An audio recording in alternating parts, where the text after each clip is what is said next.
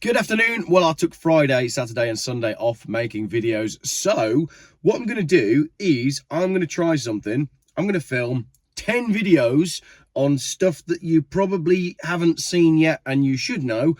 And we'll put them up in order. So video number 1. Fiat boss says that it is reintroducing a petrol engine 500 city car because older drivers don't want EVs. Tell you what, the other advantage of me doing 10 articles for you means I save you clicking on the link, cancelling all of the cookies options, then clicking the cross when it pops up saying, do you want to subscribe to our newsletter? And then struggling to load the page because of all the adverts when you're scrolling. Do you get that on news websites? A lot of them are terrible for it. Anyway, Fiat CEO Oliver Francois says there's been slower than anticipated uptake of EVs. He says all but the youngest drivers have turned their back on electric cars.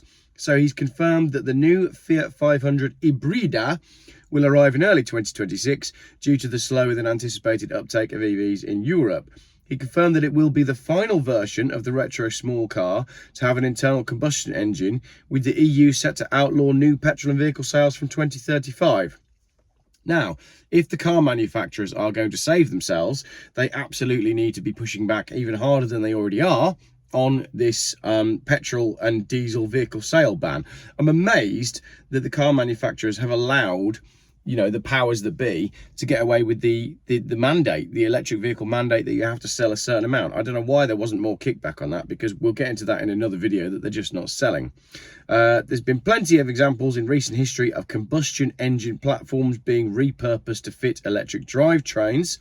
Volkswagen's first generation EVs, the e-Golf and e-Up, were essentially combustion cars with batteries and electric motors. But the Fiat 500 Ibrida will flip the script and retrofit a petrol engine into an EV body. That stinks of desperation, doesn't it? Like, come on, we need to do something to shore up the sales of these cars. What can we do? We're going to have to just chuck a petrol engine in that electric car that we spent a fortune developing. However, the introduction of the EU's General Safety Regulation on the 7th of January 2024, speed limiters, the same rule that demands all new models are fitted with intelligent speed assistance, has killed off the older Fiat 500, which is based on a 20-year-old platform that fails to adhere to the new requirements. So the reason they can't use the existing petrol Fiat 500 is because it doesn't comply with another ridiculous regulation that we didn't need. Brilliant. As such, the 500e architecture will be modified to take a petrol powertrain for those European buyers who've turned their back on the sustainable solution. So they're calling the EV the sustainable solution, which is hilarious, isn't it? Because you can't get much more simple than a Fiat 500 with a petrol engine. And they do last, you know, they do last, and they have lasted. The electric ones, they don't. He added that the company couldn't imagine that all but the youngest buyers would turn their backs on electric cars. This is the reality. We have to face the realities. So the 2026 Fiat 500 Ibrida, which translates from Italian to mean hybrid, that's original, will be powered by the same 1-litre mild hybrid 3-cylinder petrol engine as the outgoing model. Francois is adamant it will be the final Fiat 500. What? Why? Right. Again, the 500 is like the iconic Fiat. Why would they be so desperate to try and kill it off? It just seems ridiculous to me. And it will move from Poland to Turin and the Mirafiori factory where the electric car is built. It's clear that Mirafiori plays a strategic role for the brand, and we're also continuing investing in Italy, the 500 and the Mirafiori, Francois said. Fiat is owned by Stellantis, which is also the parent company of Citroën, Peugeot, Vauxhall, Alfa Romeo, Jeep and Maserati. Citroën, Peugeot and Vauxhall obviously doing a fantastic job of selling their electric cars because they're so good.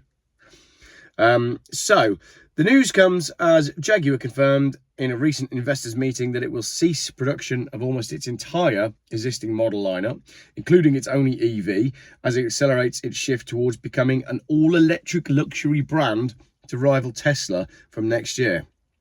I find that hilarious because I don't see Tesla as a luxury brand.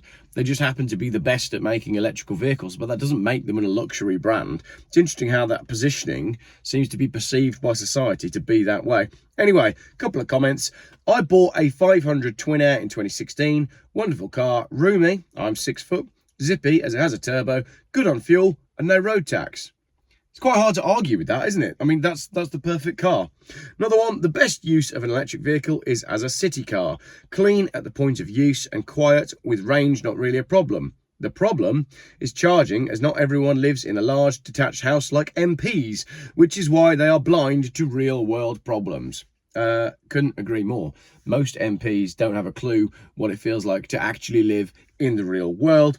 Last comment, it's got nothing to do with the age of the drivers. It's got everything to do with the fact that the vast majority of people have seen through this utter con by the petrol companies and the governments and the car manufacturers. EV is not the answer.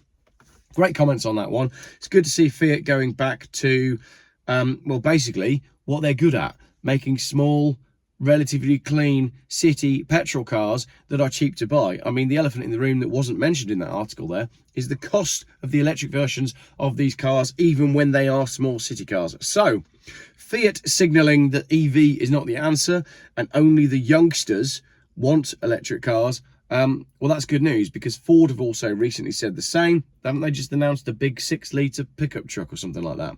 So all of these manufacturers are starting to realise that they've been sold down the river on an agenda that the people aren't buying into. And if the people aren't buying into it, then you're going to go bust. So bring back the petrol and diesel cars, basically. Thank you very much for watching video number 1 of, I think, 10.